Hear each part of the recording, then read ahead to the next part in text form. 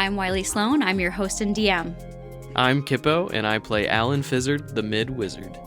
Hey, I'm Brad, and I play Gordon Ramshield. I'm Mimir, and I play Jared Vernsquirrel. Hello, friend. You're listening to Blunders and Dragons. We are a comedy, improv, storytelling podcast, and we use Dungeons & Dragons actual play to shape our story. Basically, we're telling a story together, and we use dice to determine what happens and how successful our characters are at engaging with those situations. We roll many different types of dice, but as a rule, higher rolls are closer to success, and lower rolls are closer to failure. If that's still confusing, don't worry. Just listen and enjoy the adventure, and we'll do our best to explain what's happening along the way and why. We also plan to release an Intro to D&D episode at some point to help you get the basics. But for now, please enjoy episode 1 of our 5-part mini-series, That Thing We Found.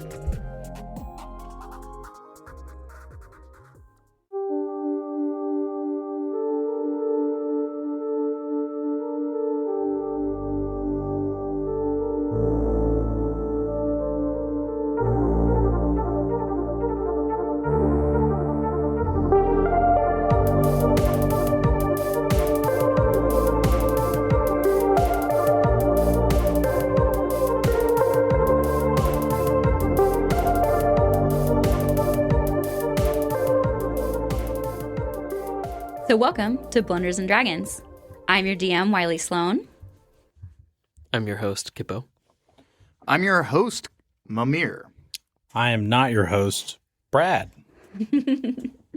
And this is our one shot that it does not have a name. The name is a secret. So by the time it is published, it will have a name. But at this moment, it does not. So I'm going to give us a little scene setting. I'm going to describe our setting. So first, imagine a black screen. Then, boom, we can see the entire planet of Nerthus as it floats through space and circles its nearest star. It is a vibrant planet teeming with life, except the north and south poles, which are encased in ice. These barren plains and monolithic peaks are so vast they are visible even from space. We can see the planet's frozen pinnacle etched against the inky void of space beyond, as the aurora borealis dances and paints the sky. As we gaze at this spectacular view, something bright and dazzling skims across our field of vision and seems to disappear behind the icy peaks, with a playful wink hinting at the mysteries hidden in the uninhabited wasteland. As we zoom in from our view of space, we focus on the northern pole of the planet Nerthus. We see dark, sharp, jagged, icy cliffs jutting out of the snow. At the base of these cliffs are several dome-shaped biospheres that comprise the Cryozyte Research Center. This research center was established by the League of Incredibly Smart Dudes, an organization of wizards, but they call themselves Arcane Intelligence, or AI. Their goal is to investigate some disruptions at the planet's magnetic field, as well as search for artifacts and treasure. The staff is mostly comprised of wizards and artificers, but there are other positions as well. So let's meet the staff. Can you guys please roll for initiative?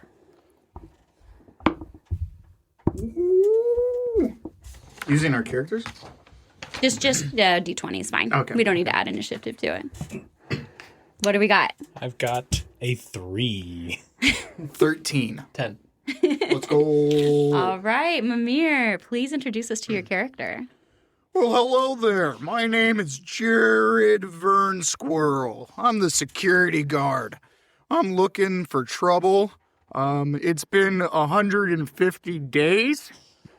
And I keep a journal of every hour of those 150 days. And let me tell you right now, nothing's happened. But I'm here, and I'm looking out.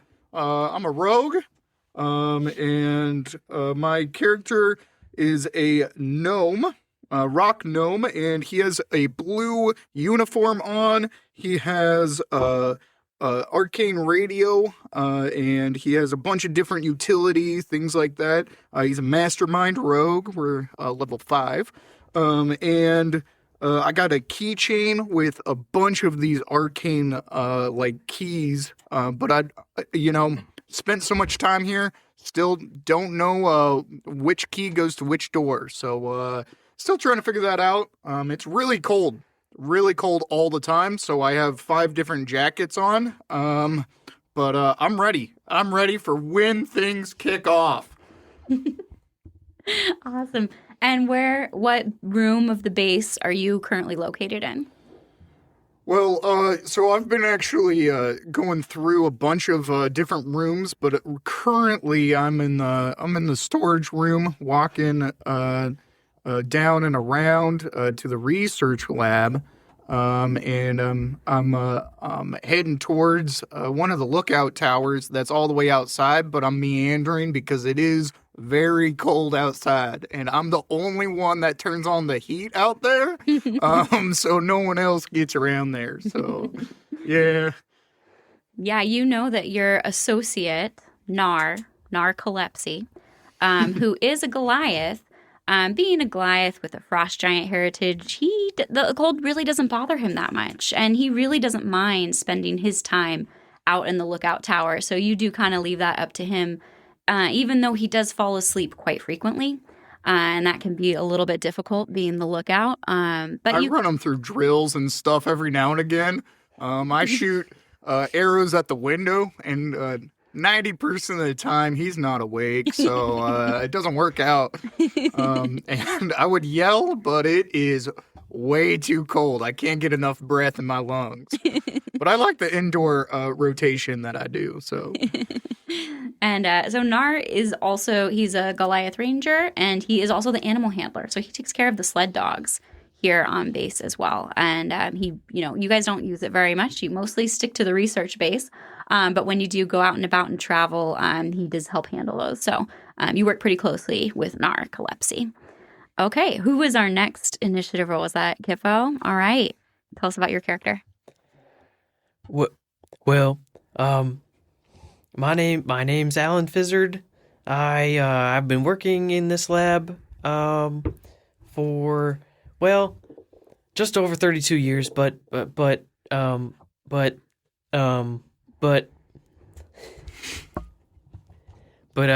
retired just about 6 months ago. So 6 months ago I retired, and I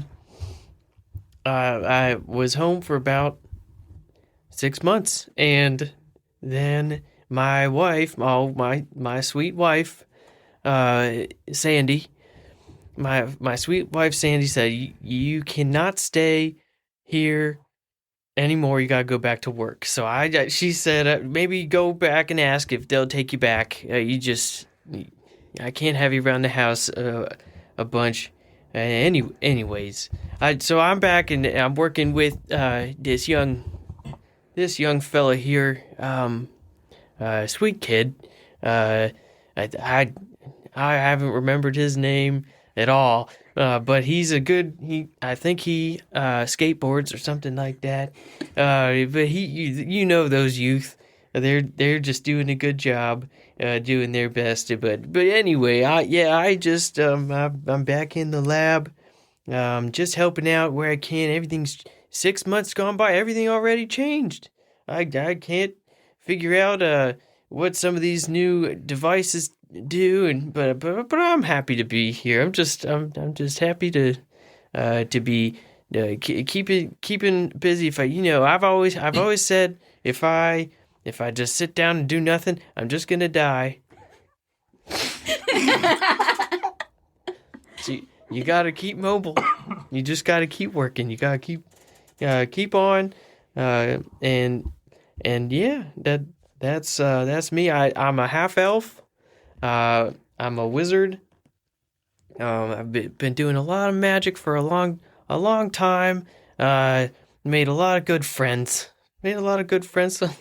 Some of them are dead now, but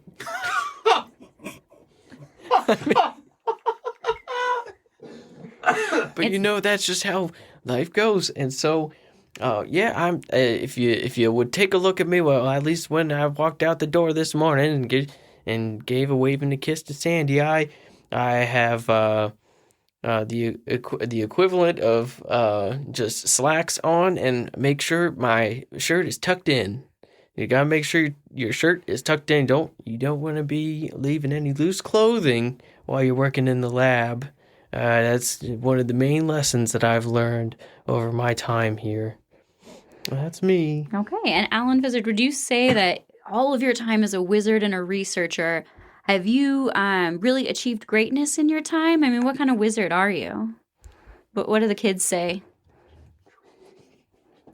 Yeah, well, I mean, I've dabbled and I've seen a lot, and then I've spent a lot of time practicing and just doing the regular old stuff. But I'm a transmutation wizard by trade. If I could pick anything, or just narrow it down to one. But yeah, Right. Yeah, and so where on the base are you currently? I'm in the lab. I'm just sitting in. Well, they got rid of my chair, and I. It was a security concern. I had this nice chair, but they replaced it with one that doesn't swivel anymore, and it's hard. But that's okay. I asked the security guard if I could bring a cushion in, and he said I could. So after he inspected it, he did cut it open. But Gotta make sure you're not bringing in anything illegal. But I had Sandy sew it back together, and so yeah, I put the cushion on the chair, and that's where I'm sitting on my chair right now, just kind of watching the young fella, do his stuff. And if he needs help, I'm just sitting here. Yeah. So the young fella, the fellow researcher that works with you in the lab, his name is JavaScript. Oh, that's right. Yes. And JavaScript is, I'm from the Silicon Valley, and I'm a halfling wizard, and I'm really excited. This is my first adventure. It's very different here. It's much colder, and I'm not so sure Arcane Intelligence really thought about that when they were designing this place. Some things seem to not work so good, like you have to either walk through the biosphere to get to the other rooms, or you have to walk outside, and that's really cold. It's mostly remains at -30 most of the time, so I definitely don't leave the research center pretty much ever. I pretty much stay inside all the time. And JavaScript, as you mentioned, he is from Silicon Valley, and so he likes to ride his longboard around in the hallways. That's really how he likes to get back and forth pretty quickly between the different buildings, because as we know, the layout is not that great. And it can take a very long time to get from one location to the other, particularly because our research lab is way across from the sleeping quarters and the rec room, and you have to go all the way through our greenhouse biosphere just to get to them. So JavaScript was really glad that he brought his longboard. And as you guys know, as researchers, and the staff usually rotates every 2 weeks. So for our Alaskans out there, it's similar to working up on the slope. You work for a couple weeks, you come home for weeks, and another crew comes through. But Jared Varn Squirrel, being newer, has been on site for the last 3 months. I volunteered for extra hours. They don't pay me for those extra hours. But I do. I also want to mention that I did put up a no skateboarding sign, and then I crossed out skateboarding and put longboarding because he corrected me, and so it's just a safety concern in the biosphere specifically. So yeah, it can get a little risky in the biospheres. So let's meet the entire last member of our staff, but the last player character of our staff today. Who do we have, Brad? Hello, my name is Gordon Ramshield.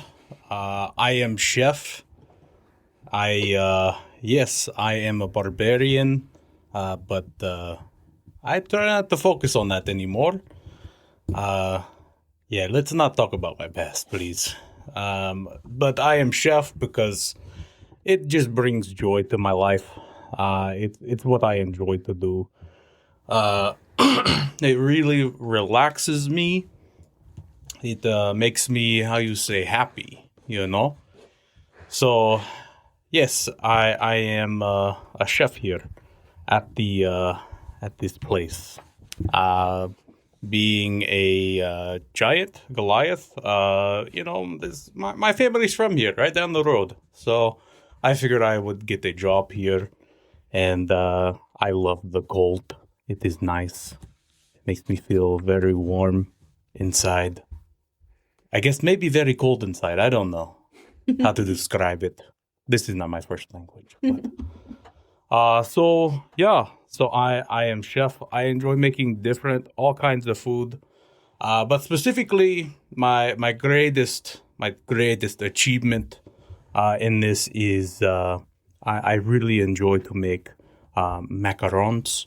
Macarons are, some people say, oh, those are dainty, those are small, those are like women should make those. But let me tell you something. You do not understand the sheer difficulty when it comes to macarons. Because macarons, they're very hard to make. It takes a lot of precision. It takes a lot of,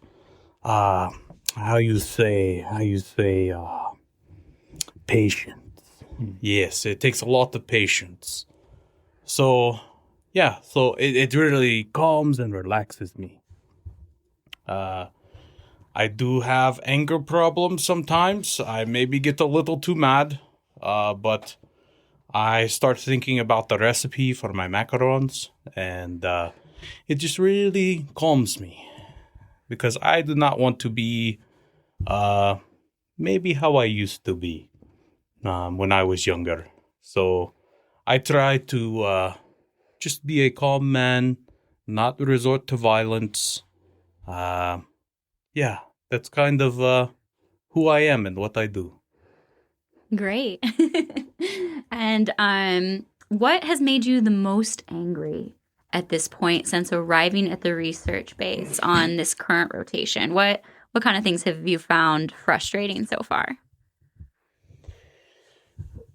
Well, sometimes I try to bring spices from my home, but then they got stuck at security. They thought it was drugs, but I promise it is not drugs. It just makes food taste better, okay?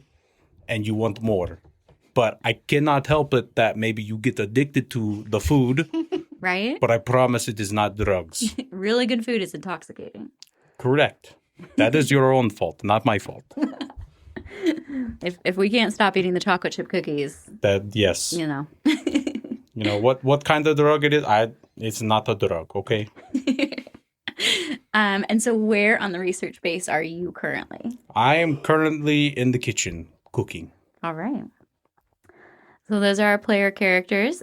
We have two other NPCs that live and work on the base as well. We have Pyra Ember, who is a tiefling, and she is our demolitions expert. She has really helped with blasting through the ice and snow to try to find and uncover these wonderful artifacts and treasures that we hope are buried up in the ice. But, that's just based on Arcane Intelligence's information. So could be incorrect. We're not sure. And then we also have Bojangles, who is our facilities manager. And he is a dwarven facilities manager. And so he controls the heating units, the air units, and when any of the doors stop working, he's supposed to work on that. And he has a lot on his plate because, as we said, our League of Incredibly Smart Dudes from Silicon Valley did not anticipate the difficulties of a primarily -30 weather environment. They were really planning for these type of campuses where it's very comfortable to walk outdoors and even bike around. So there is a pile of bikes that are stuck in the storage shed, and they have been completely unused, partially because Jared determined that they were too dangerous for use inside. And then, of course, they are irrelevant to use outside in the snow. Unfortunately, Gordon was a little bit confused. He thought that this location was just down the road from his home. He did not realize until a few weeks after he had teleported here that it was, in fact, a very barren wasteland with no inhabitants of any kind anywhere near. So the only way to and from the base essentially is via teleportation. A plane shifter will deliver the new staff every 2 weeks and rotate the other staff back out and take them back home. So there's usually about an 8-hour layover while that plane shifter restores their plane shifting abilities and is able to transport you, and while the staff passes off information between the two shifts. So that's how transportation works. And so you primarily don't really leave the research base except for to go to dig sites where you guys are looking for artifacts. And actually, JavaScript is extremely excited right now because you have just discovered an artifact. This artifact was strangely found just sitting on top of the snow. It was not buried at all. But he is in the lab right now with Alan Fizzard, and he is extremely excited to talk to you about this new artifact that he found. And I'm going to put that up on our screen in just a second here.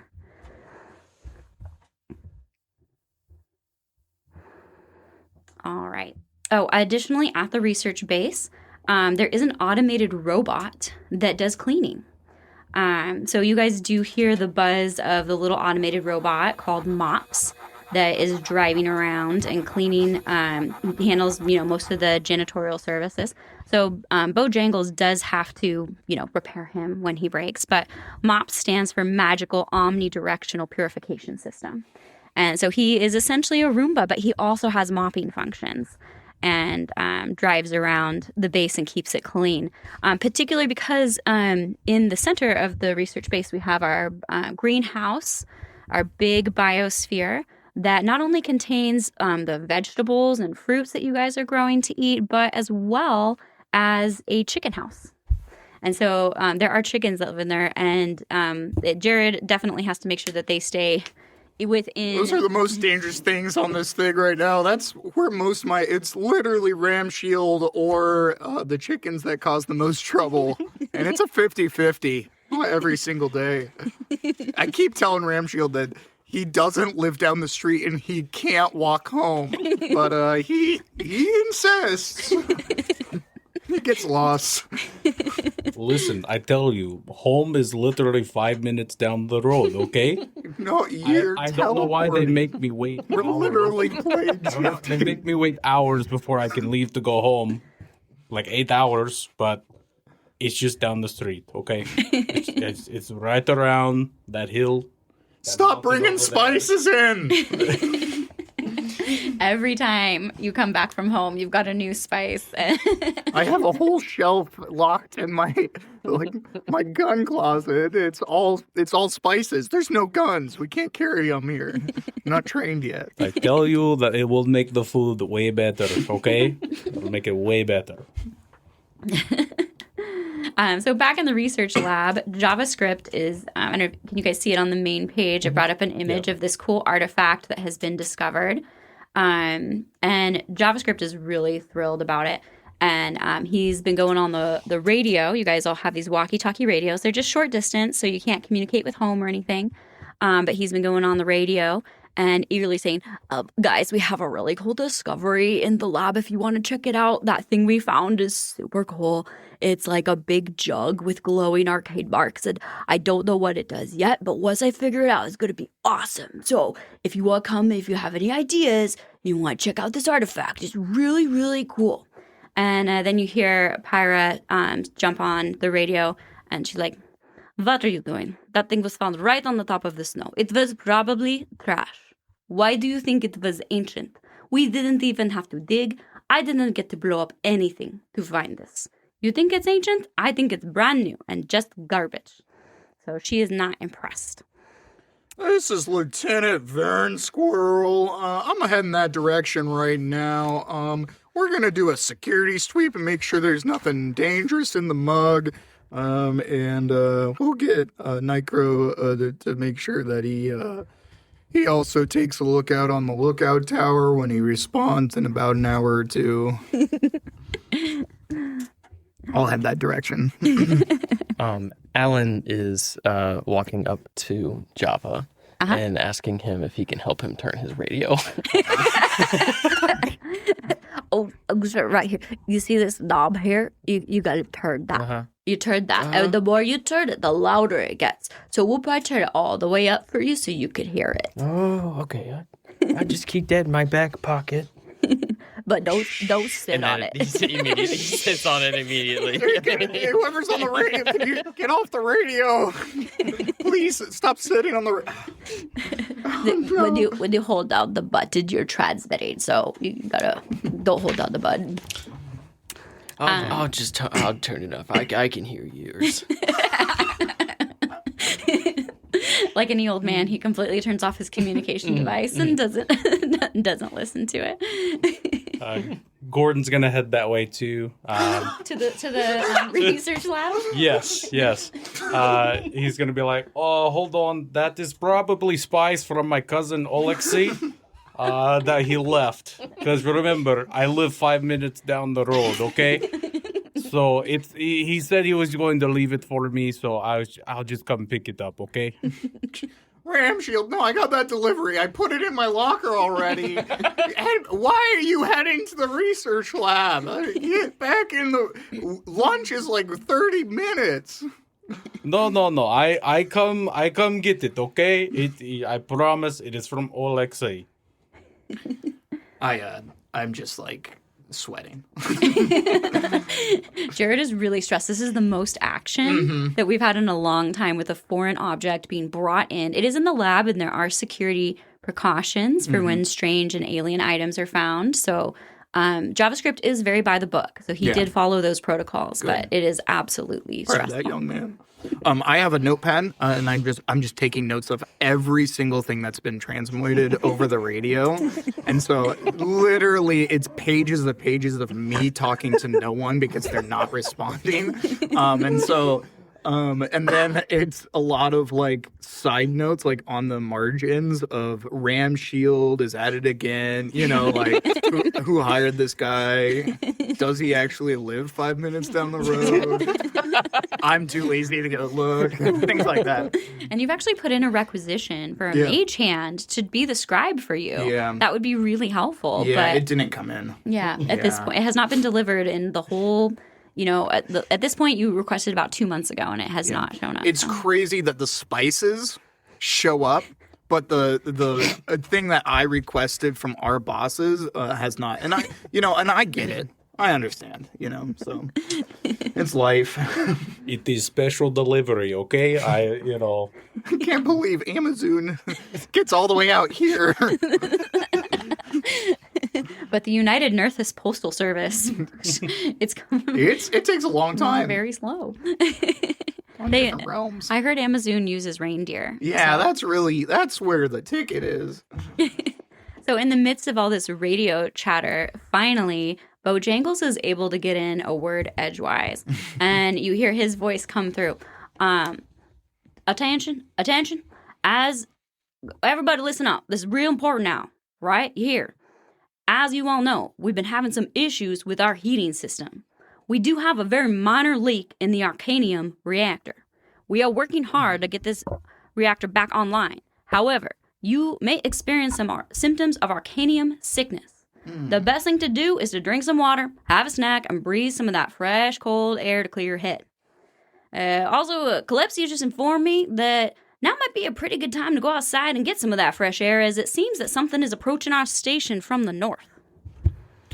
All right, everybody stay calm. This is a red alert. Red alert. Let's get on active duty. Alan is asleep in his chair. I'm running to which lookout would that be?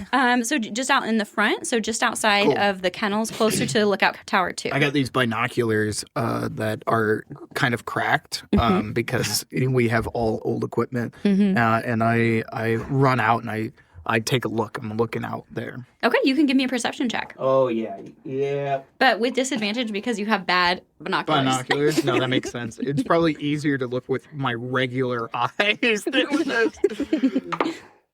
Okay. Nope, doesn't count. Ooh.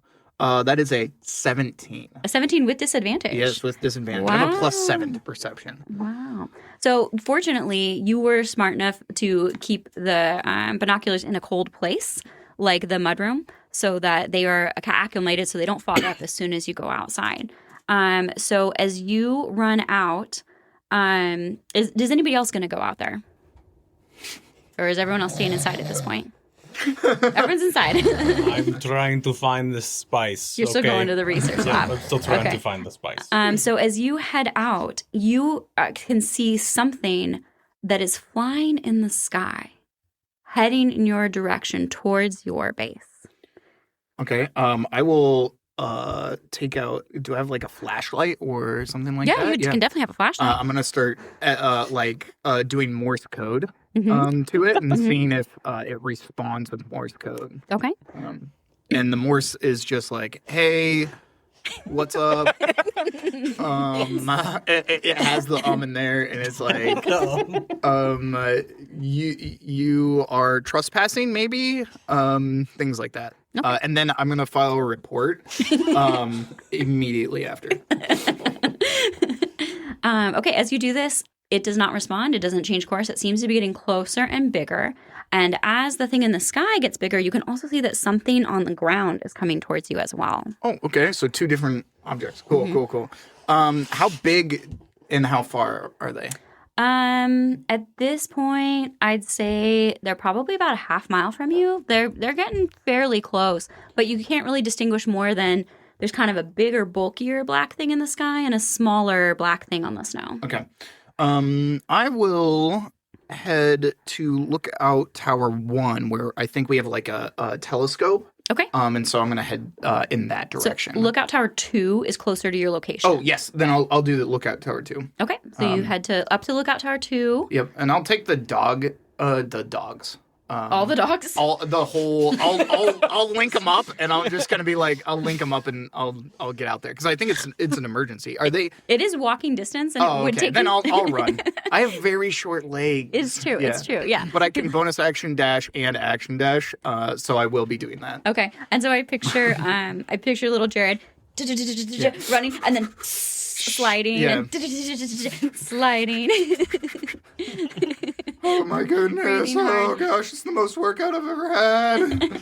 Okay, so just as you get to the base of the lookout tower, Yeah. you're before you run up the stairs, you take a look and you see a bright blue flash come from the flying thing Cool. down towards the ground. Sweet. Is it in Morse code, or is it just it's one a single big flash. I pull out my Morse code handbook, and I'm like, single flash.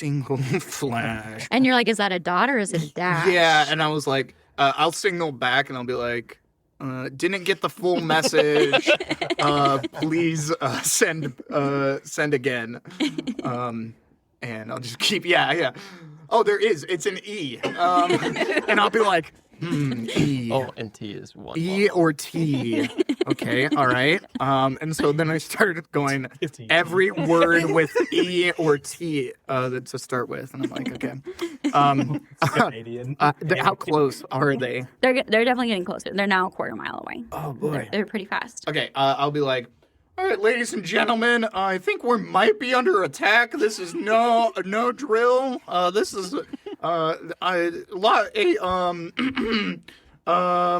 Pyra, I'm gonna need you to get some demolitions ready, just in case we need to defend the facility. Bojangles, I need you to lock all the doors, except for the rec room where I can get back in, please. And just go ahead and lock those. Everybody to your lockdown situation, lockdown areas.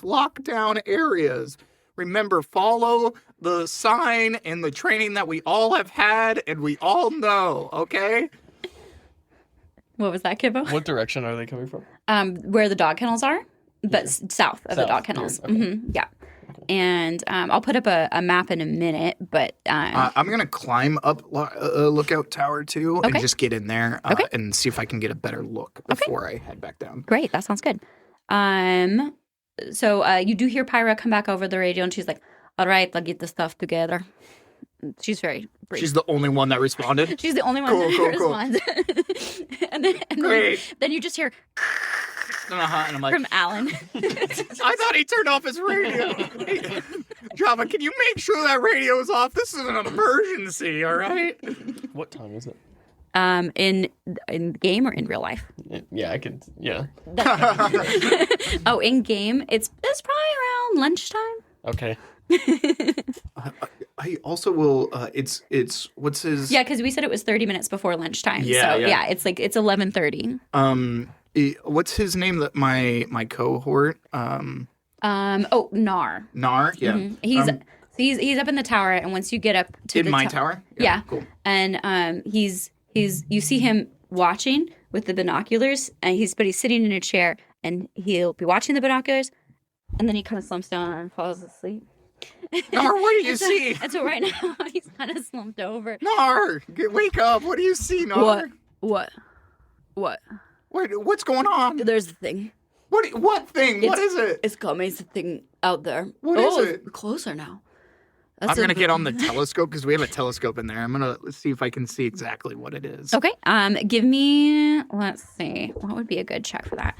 Give me like a dexterity check to see if you can maneuver this big. Because again, this telescope was built. Sleight of hand, maybe. All right. You can use that. I can argue if expertise. It was that's built right. by humans and it is heavy. Maybe maybe then a strength check on it Yeah. would be better. Just make sure that you can manage it. Because, like we said, the League of Incredibly Smart Dudes did not really. Yeah. They kind of built everything for humans. And you've also noticed this as you go around the base because all of the key card panels are too high for you. So high. So you have to jump up every single time. I usually to scan carry your a key chair with me, like one of those step stools. It's his old step stool, and I used it as a. card. You confiscated it. Yeah, I and now you confiscated use it. And now I use it. So. My chair? Yeah. It's the only swivels. chair. Yeah, it's the only chair that's high enough for me. Because you can roll it around and yeah. you can raise it up. Yeah, it's really nice. Okay, this would be a strength check. 6. All right, so you were lifting it, and I like jump up and I'm like, I forgot my chair. Oh no. you're able to tip it up, but it actually like lifts you off of the ground. So now you're like dangling on the end of it, and then you're able to pull it back down. But now it's way up, so it's not going to be any help to you at this point. Okay. Do we have like an emergency channel that we can use? On the walkie-talkies? Yeah, just like an emergency, like like a place where I can go back and like send out like, hey, we're being attacked. Oh, or like something. SOS to the like incredibly smart dudes to the mainland. Yeah. But it would be back in the security office because great. and they don't communicate with you super frequently. Yeah, because yeah. it is a long distance. Yeah. And and nothing like this has ever happened before. So if anybody was monitoring that channel, they don't really pay attention. So I'm gonna be like, Bojangles, I'm not sure what we got out here, but they're coming pretty quickly. We're gonna need maybe to send out an SOS over the main channel when you get a chance. If it's fixed, I know that you've been working on it. It's on the list, so just let me know.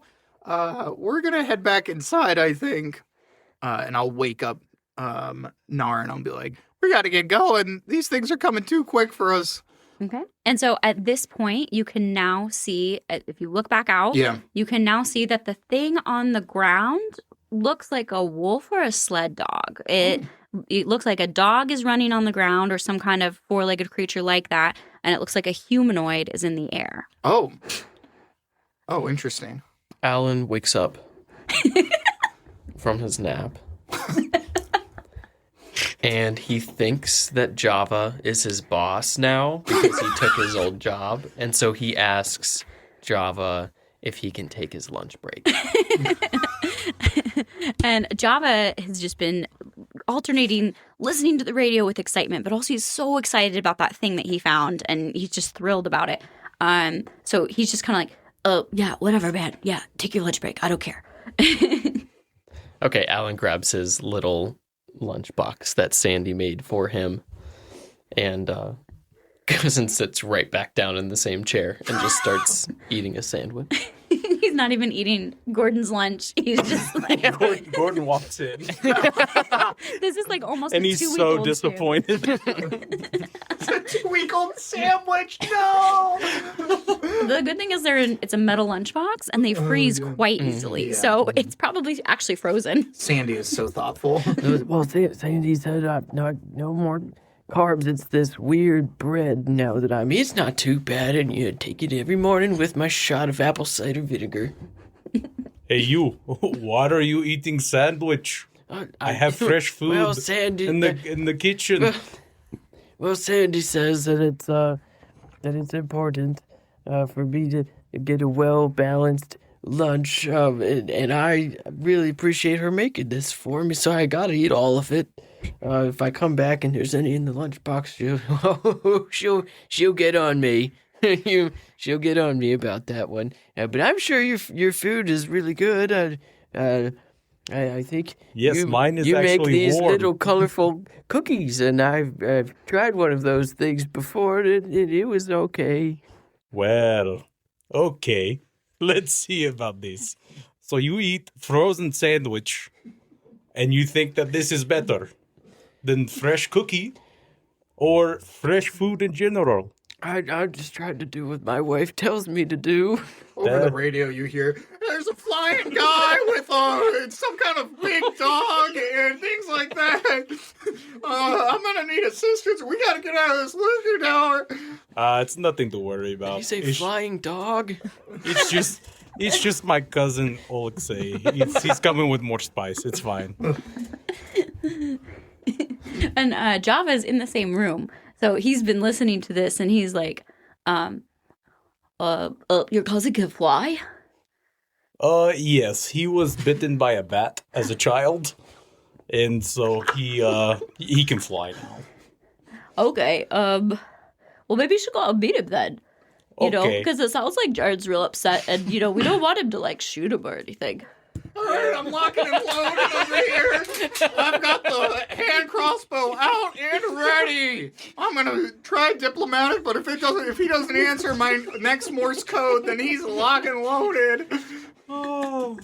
I'll say, yeah, he goes because he's like, oh, maybe that's where the spice is at. So I'll go meet him at the front. Did any of the doors lock? Because I told him to lock all the doors. Oh, yeah, so you had radioed Bojangles, and finally you hear what seems like Bojangles coming back on, and you just hear, and all you hear is sneezing, and so you're not really sure. Not the arcane. I go, oh no, we're down. It's over. It's all over. We're doomed, everybody. It's fight for yourselves. I start panicking. All right, so Gordon is going to come outside. Yep. And what does Alan do? Goes back to sleep. Are the doors to the lab locked? I heard that there was a lockdown. So they Jared closed? asked for one, but nothing. I mean, they're closed because they don't let the Yeah. cold. They don't let the one cold air in, answers. but it's Okay. not locked. Okay, so you could easily the most direct route for you could either go outside the research lab and walk outside for a while, or you could cross through the garden biosphere, yeah. down through either the sleeping quarters or the rec room, and out from probably the rec room or the mud room is the most direct way. So Alan sees Mops go across the doorway outside of the lab as he's kind of packing up his lunch, and it makes him jump, and he thinks that's what all the commotion is about. He forgot Is that we have a Mops. robot. And so he goes, "Oh, is this what this is all about?" And so he gets up and he's had a pole, just like a wood stick that's in the corner of the lab that has been there for 40 years probably. And so he just grabs the pole and he starts walking towards Mops with the intention of like poking it and flipping it over or something like that. Okay. Yep. And so Mops is leaving the research lab, or you saw Mops kind of going through the biosphere as it passed the doors. Yep. The doors popped open because security's not good. And so that kind of leads you into the lab. Let's see. What kind of a check should you make? Can you make a dexterity check to see if you can hit Mops? 18. You hit Mops, and you accidentally hit the high power button, and so Mops goes, and it takes off outside. It was heading towards the dog kennels, so that's where he takes off, is towards the dog kennels. So you can follow him. Alan starts running after. Well, he doesn't run, but he's like shuffling a little. He's going a little bit quicker, but he has to make sure he picks up the stick. The stick, yes. He grabs the stick. Oh wait, guys, I'll handle it. I'll handle it. I like how you just said that to an empty room. I'll handle it. There's literally no He one talks there. to himself frequently. Yeah. Yes. Yeah. Okay. All right. So we're gonna put. Let's see. I'm gonna put our characters out on the map. And I just realized we don't have character art for Alan Fizzard. Sorry. That's okay. I will. Not yet. Hang on. Not yet. Yeah. That's your job. No, I'm just Brief kidding. pause, and I will add the character art real quick. 1 second. We'll use a temp one for Alan. Okay, I'm putting your characters on right now, and we'll resize them, but I'm leaving them big. Is that so you- Fizzard? Holy smokes, Fizzard's a stud. That's the most attractive guy I've ever seen in my life. Who the heck is That's that? actually something I made for Winter's Crest, the campaign that Kippo did at Christmas time. Where? So you hang on. It should be on a different screen now. That's primarily a Might need white to background. reload, or, yeah. Yeah, maybe try reloading. So you guys can see each other's character art for the first time. We've got Jared Vernsquirrel. We have a temporary stand-in for Alan Fizzard. Yep. Sounds good. And, honestly, I don't know why Sandy was sending him out to the base. Yeah, seriously. Looks like a holy pretty cool smokes. guy. He's a stud. And then we've got Gordon. And so that location, kind of right by the rocks, is going to represent the entrance to the base. Okay. I'm going to make our characters a little smaller because a bigger map. So feel free to zoom in. I see both of these guys come outdoors, and I'm like, where's the chef? You don't see Pyra. And you're pretty sure that Bojangles could handle himself in a fight. And you're like, Pyra could at least blow some people up. Yeah. And that's not, who is coming out the door right now. I've never seen you like rage or anything like that. I've No. seen you get angry, but I'm like, oh, he just has like temper tantrums. Yeah. And then you, I think the highest of you. Like I have such a high, like, because I'm like, I call you when I talk to you, I call you Dr. Fizzard. Dr. Fizzard. I think you have 2 doctorates. Like I think you're the smartest guy in the world, because you've been here for so long. Yeah. I read all of your old notes and stuff that you used to have. I have a book of just your old notes. Most is gibberish, but I just am like, oh yeah, this guy's a legend. So when you come out with your staff chasing mobs, Yeah. I'm like, yes, we're saved. I've got a picture of him. So, scene. We are outside the research base. Alan Fizzard, Gordon Ramshield, and Jared Varnsquirrel are outside the base. Narcolepsy is still up in the lookout tower. Jared, are you in the lookout tower or are you? No, I'll head down. Do I see both of these guys come out? Yeah, you probably see them come out the door. And Mops. Make its way- And Mops yeah. is running for its life. Mops is like stumbling around in the snow. You got to see it do a big U-turn and actually like head back towards the dog kennel Yeah. because Mops is not supposed to be outside. Yeah. It will freeze very quickly. So it's realized that it has gone too aggressively outside of its zone and is heading back in. I see Alan come out, and I go, oh, Dr. Fizzard. Oh, you're here. You're here to help. All right. Hey, Ramshield, what are you doing out here? Where'd that robot go? I'm just coming to meet Alexei. He should have my spice. Oh, this guy, you know this guy? Well, actually, quick question. This guy is flying, right? Okay. Is the way in which he is flying, how is he flying? Is it just like on a line, straight? Like just Superman? just kind of Superman like flying? So he's kind of stand-up flying. So he's standing up and but flying kind of straight forward, sort of like almost like a creepy vampire would fly. Okay. And he's not like he's kind of like wobbling like this does not seem like the most efficient way to fly. It seems like he's not that good at flying. And the dog is running on the snow ahead of him. And now that you guys are, as soon as you all kind of come outside, you see this wizard. You can tell that it's kind of a stocky humanoid, but you can't see like facial stuff super well. It's a little bit far still.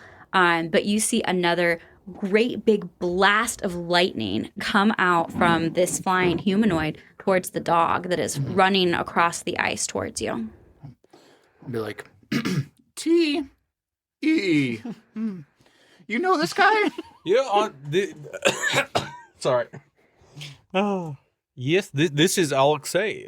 He doesn't fly straight. He's like a bat where he's all over the place. So, yeah, Sorry. I'm pretty sure this is You're Alexei. related to a bat? No, he got bit by a bat, and now he flies like a bat.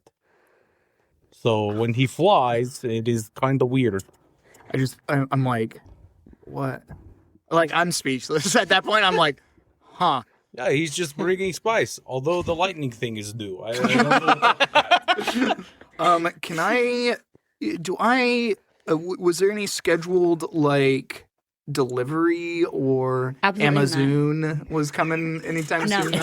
everything that comes is like teleported because it is not practical for anybody to fly all the way up to where you guys. You are very far from any inhabited. You're at the most northern point of the earth, and you have not seen Santa Claus or anything similar to that before. That was on my list of asking if it was Santa Claus. Literally the first life forms that you guys have seen. And you know that there are other research bases up here because, you know, there's other people who are competing with the arcane intelligence, but you have never met any of them. And so at this point, the dog is getting pretty close to you guys. He's running. He looks like you can kind of tell ears tucked, tail tucked. The dog is about to reach you Is guys. it one of our dogs? It doesn't, I mean, all the Hard to dogs tell. kind of look the same.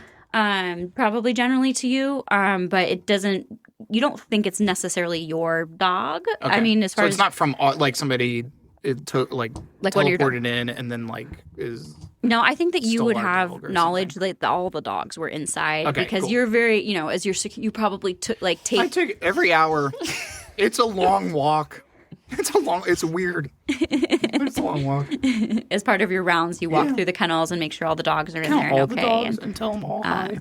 Yep. Okay. Okay. I'm gonna just shout out to him, and I'll be like, "All right, guys, I'll handle this. Hello." To the flying person. I'm just gonna say hello Mm-hmm. and wave. So the dog is right up in front of you guys. It comes up and it probably runs towards Gordon, who smells the most delicious, and it kind of jumps up, like paws on his chest, just like a dog that's excited but also scared, and it tucks behind you guys. And you can give me a perception check, everybody.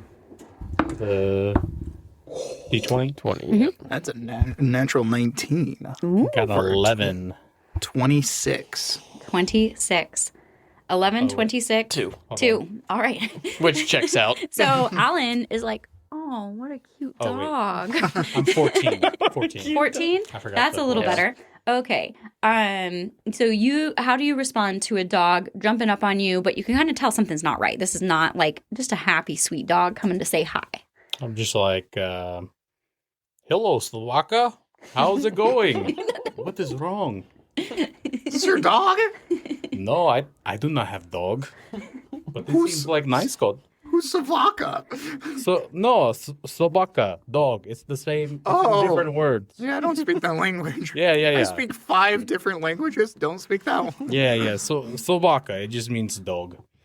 And Jared, you had a pretty high roll. Yeah, Was that 26. 20 with the 26, you can see that the wizard is preparing to cast another lightning bolt spell. At us? At the dog, which is right in front of you guys. And I don't know if you know if Jared would know a lot about the lightning bolt spell, but he's been seeing it cast. Yeah, can I make an Arcana check? Sure. That's a 9. Okay. I mean, you see blue lightning forming in his hands, and you've seen him firing this. Yeah. And you saw it as a beam. It Okay. wasn't just like a little. Yeah. Boo. It was like a big beam. I'm gonna stand in front of them, because I don't know what the spell is, and so I'm gonna stand in a straight line in front of them, and I'm gonna be like, "Excuse me, Mr. Wizard, 1 second, I'll handle this. I'm gonna need you to halt all aggression. We're gonna need to have you fill out some paperwork." I pull out some paperwork in my back pocket. Just fill out a couple of these visitor forms, and we'll get you right as rain. Okay, let's roll for initiative. Can I first see if perception wise, can Gordon tell if it is his cousin Alexei? What did you roll? First, I did a 14. Oh, a 14? Okay, with a 14, you could tell you don't recognize this individual. Okay. Yeah, he's familiar. It's like, hello guys, this is not my cousin. I don't know who this man is. It's too late for that. I stood in front of you. I thought this was your cousin. In my brain, I'm just like racking, like, does he live right down the street? Like, what the heck? All right, I have a 19. 19 for Gordon. 8. And 8 for Alan. 5. Ooh. I dropped some papers and stuff, and so I'm like, pick them up. Looking for the pen. Yeah. Okay. And Jaren. Okay. The dog is currently tucked behind you guys. And the wizard was preparing a spell. Jared tried to intervene, tried to persuade. I will let you roll a persuasion check if you would like. Yep. Persuasion. I'm so good at that. Okay, so I rolled a 2 minus 1. So unnatural 1. An unnatural one. It's a dirty one out here. All right. So that wizard does not stop, and he casts the lightning bolt spell. He doesn't want to fill out paperwork the first time he's at this base. So a stroke of lightning, 100 foot long and 5 feet wide, blasts straight forward from him in that direction. So each of you in line with the dog. So Jared, Gordon, and the dog are going to need to make a dexterity saving throw. Okay. With a D20? Yes. And then you can add your dex save modifier. Nice. Well, I have an unnatural 20. Nice. An 11 for me. An 11. But I will use uncanny dodge as a reaction. Oh, great. Great. Awesome. Oh, no, I can't use that. Sorry. That's if I level up more. That's what we want. It's a different ability. I always get confused with uncanny dodge. And I need to roll for the dog. I'm going to go down. Okay. Dog's good. Okay. So... Okay, fortunately, I think... All right. Fortunately, you all are only taking half damage. So the dog is out. But this is gonna be a lot of D6. There's some nice dice sounds. Okay. Oh, I am sorry, guys. I rolled pretty good. So we have. Wait, I saved with an 11? Wow. It was a low DC, but you still take half. So hang on. Total damage 6, 12, 14, 18, 22, 20, 24. So half of 24. So 12 lightning damage. That's the half? That's the half. Ooh. Okay, so a blast of lightning comes from this flying figure. You guys all get hit. The dog also gets hit, but is okay because he took half. And you hear the dog yelp, and he flees, and he follows the door that Mops left open inside the base to the dog kennels. Okay, and so now, Gordon, you are up next. Okay. So the thing about Gordon is that he is actually a pacifist now. And so the one problem we have here is how to I have no idea what his I have a +1 on charisma, so we'll see how this goes. But he's a little perturbed that this guy is trying to hurt this dog. But he's trying to work through his anger management, and so he through all the training that he's been trying to go through and, grow as an individual. So he's going to look at this guy and say, whoa, whoa, whoa, buddy. Can you please calm down? Let's talk this out. What is happening here? Can we just talk man to man? All right? Can we please? You're saying that to the wizard. Yes. He's not responding to you. I mean, he's flying in the air, and he's still. Because it's your initiative order, but he's still just continuing to come towards the base. Okay. He's not really making eye contact with you, not responding. Okay. So what? Two things. One, I think for how far away? Because if I see on the map right, he's still a good ways away. I say a good ways away. Like I can see him, but you can see him, and he would be in range for any distance weapons. So I think what Gordon would do in this moment is he doesn't want to be that man that he was before. Mm-hmm. So he is working at just not going off the cuff and just raging. So he's actually just gonna not. What is it? Where you your turn? Oh, you're going to delay your initiative? Yes. Mm-hmm. Are you going to hold a specific action, or you just want to delay your initiative? Can Just I speak delay. now? You want to speak? Yeah. Would that be okay? Mm-hmm. I'll be like, get inside, quick. We're going to lock down the facility. This guy is crazy. Okay. So Gordon, you're going to hold Mhm. at this point. Okay. I'll still hold where I am, but not. Yeah, I'm not gonna do anything yet. Okay. Alan, you're up next. Alan sees the lightning hit everybody, and he was fumbling, putting on his leather gloves that Sandy gave him because frostbite, because he's outside. So he jumps back and drops one of the gloves, but he has one on.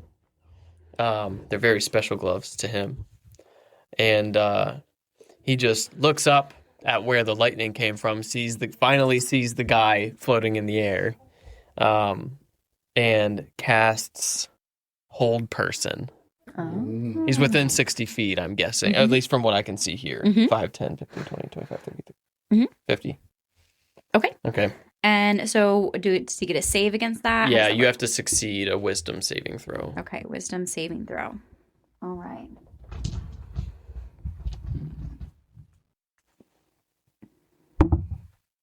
Okay, he definitely fails. That was a 4. Yep. Okay.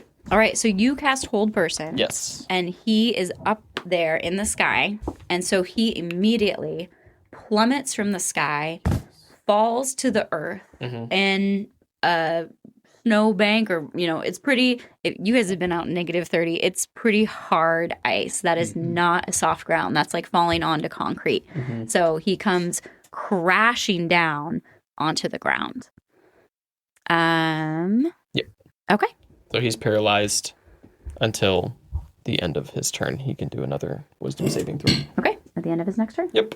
All right. And next up is Jared. That changes the game a little bit. I'm gonna be like, oh, this guy. All right. So I'm going to. I was gonna. Fizzard. Yeah. I'm like. I look to you and I'm like, you're a real hero. I knew I could use you as a backup. You see my stick? I take out my crossbow, I load it, and then I'm gonna rush towards this individual, and I'm gonna bonus action dash to get up there, up to 50 feet, up to that, and I'm gonna hold the crossbow out in front of me, shaking, and I'm gonna be like, "You're under arrest for attacking the chef and myself. Please don't move." I'm a hero. And then I'm gonna put him in handcuffs. Is what I'm gonna attempt to do Okay. if I have like zip ties or whatever. Okay. Yeah. So yeah, you run up and approach the body. The it's laying on the ground, and it looks paralyzed. And so you go to put on handcuffs, and you find his left wrist, and you snap your handcuff on it, and you go for the right wrist, and there's not a hand there. Oh, I'm gonna just handcuff him to me. I'm gonna be like, "You're under arrest." Oh, okay. You're not going anywhere, Buster. And I'll handcuff him to me, and I'll put away my crossbow. And I'm gonna start searching him awkwardly because one of my hands is now handcuffed to this individual. Does he have any weapons or anything on him? As you search him, no. And he's dressed like a researcher. Oh, okay. So now that you get a close look at him, we can look at the character art a bit bigger. So he is like, his eyes are completely vacant at this point. Like, you suspect he might be dead. You're like, that hit seems like, I mean, he fell pretty hard onto some pretty high ground. And so, why don't you give me, I know you're pretty good at investigation. Why don't you give me an investigation check? Okay. Yeah, definitely. I can do that. Ooh. I have expertise in it, so. That's a 24. Ooh. Yeah. All right. I'm really good at two things, and that's investigation and perception, and that's it. Okay. So you can tell that he is a Dwergar, which is a race of dwarves that typically live underground, and they're known for their massive cities that are in the Underdark. Yeah. But you can tell that he's wearing researcher clothes. He's clearly a researcher. As you can see by the picture, he's got a lab coat and stuff, and he definitely appears to be a wizard. And based on the spells, the lightning bolt spell, and that's a wizard spell. So you're like, definitely seems like a wizard, but not from our base. You know, he's definitely in all of the 100 and plus days that you've been at this base, not leaving. Even with the rotating crews every 2 weeks, you have not ever seen this individual work here before. And is he dead? He seems to be. And So, with that investigation check, yeah, he's dead. Okay, he's dead. So he fell and Fizzard killed him. Cool. So You can determine how you want to break that news to Fizzard. I don't know if Fizzard has ever killed anybody before. Can I make like a medicine check to stabilize him, maybe? You can try, but yeah. it's very cold, and he fell very hard hard. No, so that makes sense. You can try. You can. I'm gonna try. Always try. I'm going to try a medicine check. 16. Fails. Okay. Dead. I'm gonna be like, I'm gonna yell really loud. I'm gonna be like, "Oh no, he's attacking me! He's reaching for my crossbow!" And I'll just bap him once because I could never break the news. And I'll shoot him once, just through the neck. Shoot him into close range. So there's that. Okay. Is he? And he's still handcuffed to you. Yep. And I'm gonna be like, "Don't worry, everybody. I've taken down the enemy." I'm gonna be like, "Excuse me, chef. Could you help me out? I can't lift him." Gordon walks up and he's like, "Oh no, you didn't have to kill him. We could have just tied him up or something." It's my bad. He was reaching for my weapon. Good job, Jared. Thank you, Dr. Fizzard. And I'll be like, "The key to the handcuffs are back in the office, so I'm gonna need you to carry both of us." Gordon picks up the body, and you're just like hanging. Yeah. Like, does he have like that in the picture I see, but I don't know if that's super accurate. Does he have like that journal on him, or no? Does he not have anything on him? He actually doesn't. Yeah, he doesn't even have a staff or anything. Oh, okay. Like, that's kind of those extra accoutrements. Like, he maybe has some pens I'll in take his all pocket. the pens. I need extra. And at this point, Pyra runs out and she's like, "What can I blow up? Where is it?" And she's like, the fuel shed was locked. And she like glares at you. Well, so here's the thing. The only door in this place is locked, and it's to my stuff. That's my bad. I'm handcuffed to a dead body, so we'll get back to you on that one. So nothing for me to blow up now. It's a false. I'll call it false alarm. I've dealt with the situation. And you don't have to worry about anything. Everybody can go back to the normal. You can unlock all the doors. And go back to the normal situation. We're gonna interrogate a dead person, I think. Interrogate a dead person. Don't worry, he killed an unarmed man. It's not true. That's not true. He was reaching for my crossbow. I swear. Oh, gosh, I'm sweating. He must have reached with his one good hand. Oh, yeah, that's right. He only has one hand. Oh, gosh. I start filling out a report. You start filling out a report while you're going in. We're walking in Yeah. and he's hanging. I'm filling out a report, but I am telling that I am in the report. I am putting the truth that Fizzard killed this individual, and then it's all truthful. And then I pretended to kill him because I couldn't break the news to Fizzard. You don't even say like I shot him first with the crossbow and then Fizzard killed him. It was like No, you he completely was saying- dead, and then I shot a dead body, and then I'm handcuffed and being carried by the chef. So yeah. All right, so we're gonna switch back to our view of the base as we navigate through. As you guys come up to the dog kennels,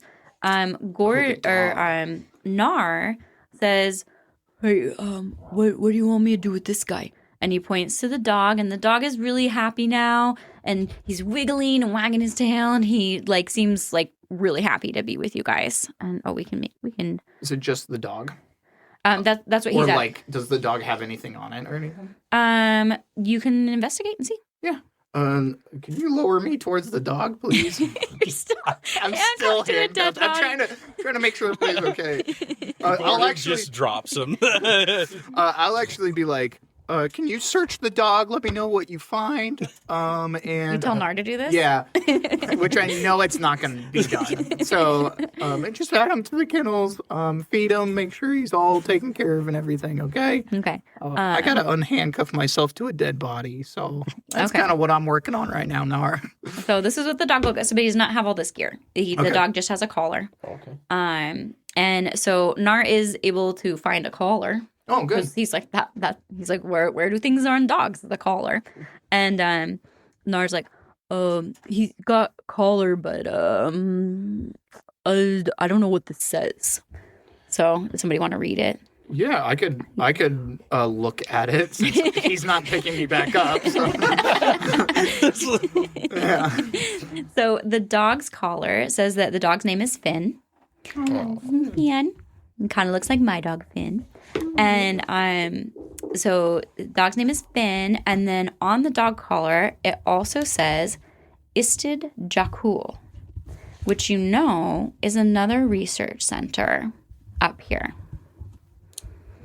Can you say the name of that research? Istid Jakul, and I'll let's see if I can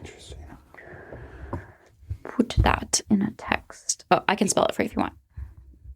ISTID JOKUL. Istid Jakul.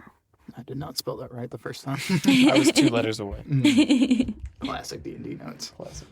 All right, so Nar is going to go take the dog and get him settled in the kennels where it's nice and warm. And you guys are heading, where are the keys?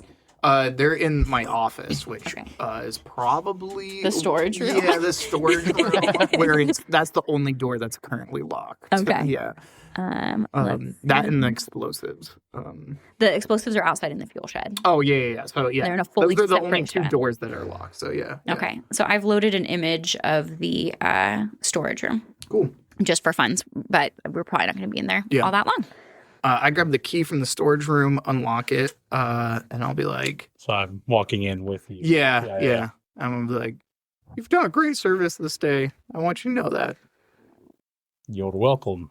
And I'll, Actually, while we're in there, I'm actually gonna try to persuade this guy to let me have my spices. My spices. well, what I'm gonna do next is look at the body. So you probably could stealthily do it if you want to try to stealthily look for the spices or something. trying like to that. see if I What would your personality do? Yeah. I would probably still persuade, but I would probably be grabbing it as I'm talking. Like, hey, if you don't mind, I would like to actually get my spice. It's I have a very special dish. In light of everything going on today, I will make my mother's homemade pierogi, which will be fantastic. But I need the specific spice. You to only make can it have taste- one spice, all right? Oh, okay. And okay. this is as long as your rotation, all right? So only one spice per rotation, okay? One spice per. One spice every 2 weeks. Every 2 weeks, you get one spice. Well, this one actually calls for 2 spices. Mm-hmm. This one calls for 2 spices. If Jared is acknowledging that they're spices, is he still worried that they're drugs? Why would he be withholding spices? Is he fearful that the sewage system will get backed up if everybody is eating too much delicious I food? think that's kind of the idea is like, I don't know what's in these spices. I'm not like a chef or anything, so I don't know if they're actually drugs or not.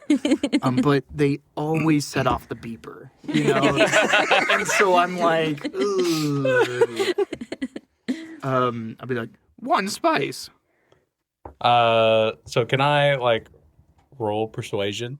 We usually don't roll player versus player. Oh, okay. I did roll it for might, and I rolled an 18, so that's why I stuck to my guns there. Gotcha. It would be because it's not really fair to force a player to do something that they wouldn't do. But he did say 1 spice, and so you could accept 1 spice and take a few more. Yes. If you feel like he's distracted and you're like, oh, which one? And he's focusing on the body, you would probably. Oh, okay. I will only take 1 today, but I take as many as possible in my hand. But enough where I'm not too, with him being distracted, enough to get like probably about 3 or 4. Okay. Why don't you roll a sleight of hand and you roll a perception with disadvantage? Would it go off of my passive perception? I think you're distracted. Okay. So I think we should roll because it's a disadvantage because My passive you're perception really is I 22. assume you're pretty interested in this body. Yes, I'm doing a health check. You're probably kind of like I don't even care about spices right now. Okay. All right. And so you're doing a sleight of hand. Is that a 2? It's a 2 A plus natural plus 2, so 4. Yeah, I got 24. Oh my goodness. Yeah. So he can just tell by he doesn't even have to look at you. He can hear. You're not even looking at him. Yeah. You're just focused on the body, and you're like 1. 1 spice. Sorry, I'm trying to find the right. Yeah. Okay, mister. The one right spice. My bad. I'm sorry. All right. And do you leave, or are you gonna hang out and watch him investigate this body? He also can't move. I'm bloody. I'm half my health is gone. He would probably stick around just to like be of help. Okay.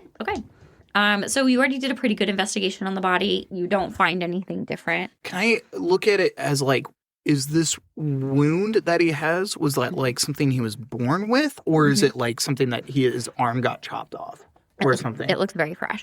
Oh, okay. So I'm going to maybe I'm going to tie up the body because I don't know like necromancy stuff. I'm doing all of the guidebook things. And so I tie up the body with rope. Do you consult your manual? Yeah, 100%. Yeah, fully. And you're like, where's the chapter of what to do with the Flying dead body? wizard that dies off impact. And so I'm gonna be like, that. Do we have a radio signal to the other base? No. Okay, so we would have to travel out there. You would have to travel. How far away is that? So I think it would be fine if you know. You don't need to consult anyone else. You would know. Let me see. If you consult, no, you would probably know because you're really serious about security and you want to know where everybody else is. So you know that it is a research center that is 1 hour north of you by dog sled. Okay. And that makes sense because they came from the north. Mm-hmm. So you heard that. So it'll take you 1 hour to get there. And you also know that it was founded by the Dwarven Gnomish Alliance, which is rock gnomes and dwarves. Okay. And so the fact that this is a Dwargar makes sense because, particularly because of their experience with subterranean kingdoms and the Underdark and stuff like that. And digging and construction and surviving. So it completely makes sense. So you would also know that you guys have 8 sled dogs, which means that you can pull 2 sleds carrying 2 humanoids each. Okay. So a total of 4 individuals can go to this research base if you feel like a mission is necessary. Okay. So that would potentially mean the 3 of you plus 1 NPC could join you. And while we're talking about the dogs, let's just get let's be introduced to our dogs real quick in the dog kennel. So we're going to go to our dog kennel map.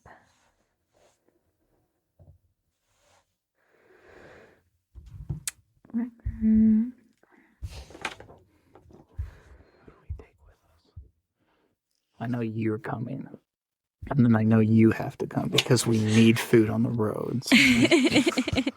I'm trying to figure out why you're coming, to be honest. I need to keep an eye on you so you don't steal all my spice.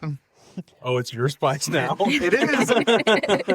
And you're just drugged Maybe to- Joe Cool kitchen has spices I can take. Yeah. Actually, my uncle, I think, works there. every time. There's always a family member. He's actually a part of the mob. So the list of our dogs is we have Bucky, Ravi, Oli, Skippity, Rizzler, Porridge, Parmesan, and Sir Gorgeous Fluffington, Aloysius Capernaum. But you guys just call him Good Boy George. Boy, George. Where's Ohio? That's in the United States, which is not on this planet, So close. as this is Earth, as that is Earth, and this is Nerthus. So My bad. very different. So this is your dog lineup that you have of your total of 8 dogs, 4 per sled. It sounded like you were pretty worried about Bojangles. Do you want to go check on him? We're gonna leave the body here wrapped up. In the fuel shed. Yeah, in the fuel Okay, shed. I'm gonna go put him in the fuel shed on our maps real quick. Oh, sorry, locked. Or the the, storage shed. Yeah, where storage my room. office is. I love that I did not make you an office. No, I created the office in the storage, because they didn't have an office for me. There is Yeah. one. They're like, aren't the lookout towers good enough? And I'm like, no, please.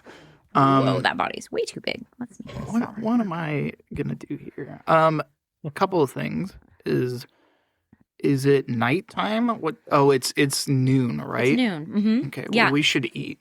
And if you Yes. want more, info, you could probably consult Java Yeah. about weather conditions, things like that. Yeah. Mhm. I think I'll do 2 things. I'm gonna be like, food ready for lunch, so we Oh. can discuss over.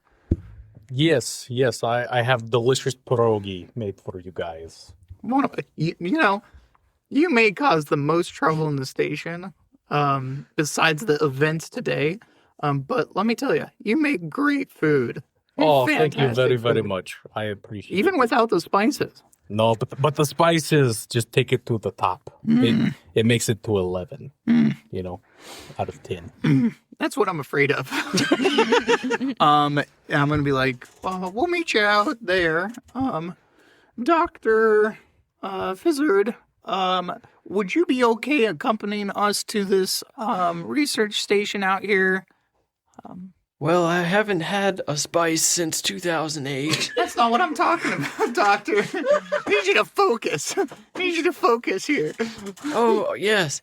Oh, I'm just happy to help out wherever you need me. Looks like Kajaba is going to have it all locked down in the lab.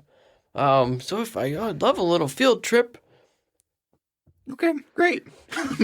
I'm gonna go check on Bojangles and see if he's alive. Because he was sneezing last time over the radio and he hasn't responded since. And then I'm gonna tell Nar to be like, could you start getting the dogs ready? And just real quick, this is just gonna bother me. Did the dog bite off this dude's arm? I just gotta know. Was there Okay. bite marks on this dude when I was checking out the body? Yeah, you investigated the body pretty good, so no. Yeah, okay. There was no teeth marks. I just didn't want to leave the base with a dog that's killer. That's kind of my only concern. It more looked like the entire hand had been ripped off. Great. Cool. I'm gonna check in with Bojangles and see if Okay. So as you guys, he was kind of heading towards the kitchen to Yep. have lunch ready. So as you guys were kind of walking that way, you see Bojangles coming on in, to the kitchen for some lunch. Yeah. So he's heading back in. I'm just gonna stand up because everybody's here kind of now, right? Yeah, I'm you can say everybody assembled in the Cool. kitchen. I'm gonna for make lunch. an announcement. I'm gonna be like, "All right, ladies and gentlemen, we have a pretty serious thing going on here. Would you mind to stand up, please? No, I am standing up. oh, Can you bring oh, my I'm stool sorry. over? and I over the stool, and then I Is it my chair? Yeah. It's I my chair. climb on. He won't remember. I climb on the stool, the chair, and then I make this announcement. I'm gonna be like, "All right, everybody. So we were under attack. Recently. We're gonna take." And I did not get to blow up anything. No, but we are gonna take you, Pyra. I think. And just for the record, it was not my cousin Alexei. It was not anybody in clear the his air. family that we know of. Because he could be adopted or something. You never know. I don't think so. You have a lot of family. Bojangles is eating and not really paying attention. She's like, well, that's a relief. And I'll be like, so I will be, Nar will be in charge of the security systems while we are gone. And we'll be taking, if Dr. Fizzard, if you have a say in this, but if you want to come with, and Pyra, and we'll be taking Gordon because he has the most family. And so there's just a 50% chance if his family members are going to be there or not. So, Oh yeah, they will probably be there. Yeah. but Pyra, we're going to take you in case we need to blow a hole into their security system and things like that. So I bring lots of dynamite then. Yes, more dynamite than ever. Oh, maybe my uncle Boris will be there. Can we have dinner with your family? Of course. Cool. I make that announcement, and then I saddle up next to Fizzard. I'm gonna be like, Dr. Fizzard, I'll go, all right, Doc, I don't know what's going to happen here. I'm really concerned. I'm sure everything will just work out just fine. The guy's arm, like his hand was fully missing from his body. You know, that reminds me of a friend I used to have. Of course, Take notes. he's dead. He's dead now, but What? but he was missing a part of his knee, Okay. and he made it work. This guy's dead. Like he's dead, Dr. Fizzard. Like I shot him. Just like a little tear, just like I can't bring myself to lie to Dr. Fizzard. So yeah. Oh, can we take like a short rest or something? So Yes. Okay, your characters can take a short rest. Cool. At the same time, I would like each of you to give me send me privately a Constitution saving throw, as well as a D100 roll. It's my cocaine. Mm-hmm. It's the drugs. And if you can type that through messaging so that it remains private, or you can send me an email if that's easier. All right, so we're having lunch. We're taking a short rest. Feel free to roll any of your health die that you would like. I think Jared is on. Oh, some of you guys, you took some half damage too, didn't you, Gordon? Yes. So feel free to take that opportunity to restore your health.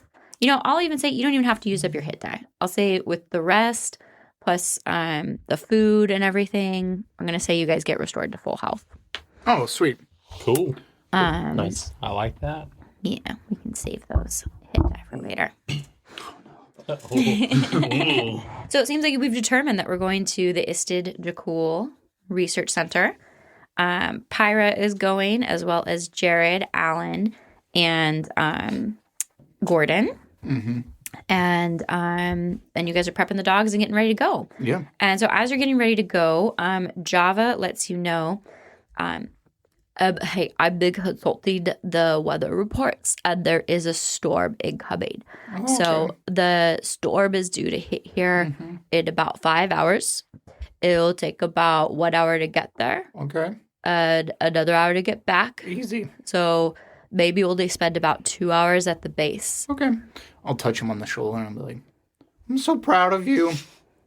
You're a hero.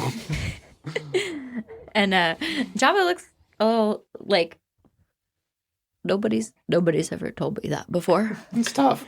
I'll touch him on the shoulder again. I'll be like, what about the vase that we picked up? You get any information on that? That thing we found? Yeah. It's pretty cool, isn't it? I don't know what it is. I don't either yet, but I'm going to investigate the whole when I time get you're back- gone. Yeah, when I get back, I want you, the hero, to get that vase done, all right? And Okay. make a full report. And I pull out 20 pages. And I'm like, this is the arcane report that the wizards want us to do. But I made some photocopies of some extras and things like that, okay? All right. Touch And him on the shoulder. if you find any interesting research, you bring it back for me, okay? I will. If Pyro doesn't blow it up, I will. Because maybe they know at the other base. Maybe they've been finding these things all over the place. Or maybe they have a log that can help me interpret these hieroglyphs. Those were a lot of words. And I'm proud of you. Oh, hieroglyphs means markings that are like words. And I'm just going to leave the conversation halfway through him talking to me. And as you walk away, Java, who is a halfling and does live for quite some time as well, is like, wow, I'm 50 years old and no one ever told me. Oh, I'm a hero. everyone's a hero in their own story. Cool. I will make sure everything is set. I will leave. Nar, he has all the keys also, I'm guessing. So I don't have to leave any keys with him. Plus, most of the doors are never locked ever. Yeah. And I'm going to make sure he fills out a couple of reports on every hour that we're gone. And I'm going to make sure that he fills out a bunch of reports, which he will not do. So I've already made reports already written up. And just checking on the arcane thing, making sure that leak is not that big of a deal and things like that. And just making sure that everything is kosher and making sure everything's all right and keeping ready. I'm trying to get it all locked down before you go. Yep. Cool. All right. Okay, so we're going to take off towards the base. So you've got the dogs all harnessed up and you're ready to go. Gordon has packed just a bunch of snacks and food. Being the chef, has brought, kind of like your, you got your road snacks, for a road trip. That's what Gordon has done. Has made tons of macarons. Just out of the stress of today, he just really had to take some time to just like de-stress. And so he's made probably like over 100 macarons just in a big, sack. And some nuts and like kind of trail mix too. He's bringing along. So yeah, Great. Awesome. What does Alan do to prepare for this journey? Yeah, Alan, for the last half hour at least, has just been putting on layers and like sat in the sled way too many minutes before anyone else was even outside. took him He's sitting 5 there under the minutes. blankets. His hands are folded. He's just waiting. And he's got on like just the dumbest looking jacket with like a hood, and it's all scrunched up, so all he can see is like a little bit out of his eyes, and he's like doing this. Was he left reading a and right. book while he was waiting there? Reading a book? No, on the sled? No, no. just staring. No, just staring, just waiting. He got there 5 minutes. It took him 5 minutes to put on the layers, but No. then it's 25 minutes of him sitting. Oh god. So that's all he did to prepare was just put all of his layers on, and he dressed just for wants to be warm, and he brought absolutely nothing else. It's just that, like, not even his his lunch is empty now. He did eat all that. But not his stick. He put that back in the corner where it's supposed to be, and that's it. Awesome. Great. Also, Gordon brings a frying pan. That's just like one of his, like, you never know, like, people's, like the cast iron frying pans. Because, like, Nice. people's are seasoned differently, so he's always got to have it with him, It's like, it's special, and he takes it everywhere with him. So, since they're going somewhere else, and even if he cooks there, he's got to make sure he's got his frying pan. Yeah, because Gordon knows that, like, often the way to peace is to cook for other people. And so he thinks that maybe he can make some new friends over there, cook them some dinner, use their spices, bring their spices back. We're so screwed. I'm due. It is all about connections, right? Yeah. All right. So can you guys give me a group nature check to see how well you drive the dogs? You are not bringing Nar with you, so Yep. Nature. Okay. That's D20. yep. Plus intelligence. Roll a d20. Or do I do a nature plus nature? Yeah, Yeah, plus roll a d20 plus your nature. Okay. Oh, I don't have that bad nature, but I rolled really bad, so never mind. Do you need me to go ahead and say it? Yeah, what have you got? I got a 12. 12? 13. 6. Okay, that's not too bad. Actually, so the 6 was the bare minimum for go. just getting there in 1 hour. So you What guys, Pyro roll? I don't remember. Oh, I don't even think she has any nature. Oh, no. Maybe she does. She's a artificer tiefling, so Ooh. it's I don't even know where that is on there, but That's okay. yeah, you passed to get the normal time. So you did not make it extra fast, but you make it there in an hour. The dogs get tangled once or twice, and Jared gets them more tangled. But with you guys helping out, you're able to get them untangled enough to continue and make it there in a reasonable amount of time without driving them too hard. So we now we will find out what you find at Istajakul in our next episode on Blunders and Dragons.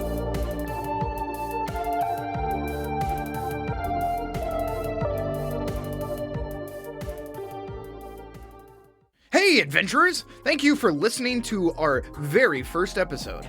If you would like to support us for free, please share this podcast with your friends and rate, review, and subscribe. If you would like to see character art and location maps, head over to our Patreon and sign up.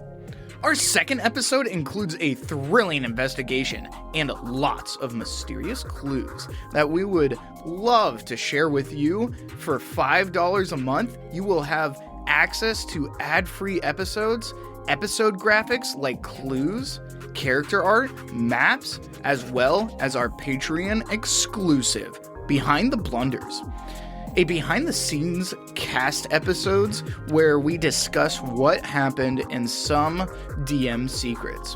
While this is only a mini-series, we have a whole campaign or season in the works coming soon.